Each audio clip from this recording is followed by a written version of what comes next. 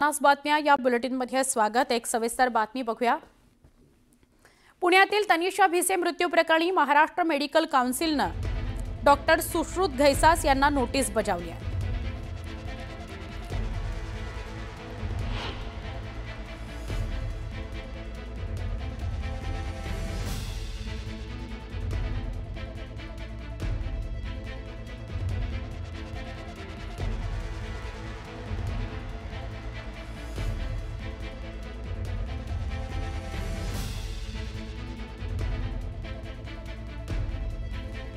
Doctor Sushrut Ghaisas यांना notice बजावण्यात आलेली आहे। प्रकरणाची सविस्तर माहिती आज सादर करण्याचे आदेश दिले गेलेले आहेत। उपचार प्रक्रियेमध्ये डॉक्टर घैसास यांचा सहभाग असल्याची माहिती रुग्णालयाकडून काउन्सिलला प्राप्त झाली आहे। सुनावणी करता 15 एप्रिलला डॉक्टर घैसास यांना मेडिकल काउन्सिलच्या कार्यालयात हजर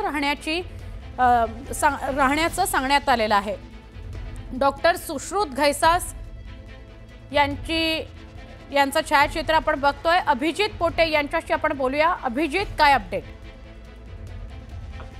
नक्कीच सुवर्ण, आपण पाहतोय की जी तनिषा भिसे आहे तिच्या मृत्यू प्रकरणात आता महाराष्ट्र मेडिकल काउन्सिलने जे आहे तो एक पत्र डॉक्टर घैसास यांना लिहिलेलं आहे। एक नोटीस म्हणता येईल आपल्याला, ती पाठवलेली आहे। आणि जे उपचार तनिषा भिसेवर होत होते ते उपचार डॉक्टर घैसास हेच करत होते असं स्पष्टीकरण या पत्रात दिलेलं आहे। त्यामुळे जे काही या प्रकरणी घडलं त्याची सविस्तर माहिती घेऊन खरं तर घैसास यांना मेडिकल काउन्सिल तर्फे बोलवण्यात आलेलं आहे। तसं एक पत्र मेडिकल काउन्सिलने काल रात्री उशिरा डॉक्टर घैसास यांना दिलेलं आहे। आणि 15 एप्रिल रोजी मेडिकल काउन्सिलला मेडिकल काउन्सिलचं जे कार्यालय आहे पुण्याचं, तिथे हजर राहण्याचे आदेश डॉक्टर सुश्रुत घैसास यांना तर आता देण्यात आलेले आहेत मेडिकल काउन्सिल ऑफ महाराष्ट्र तर्फे।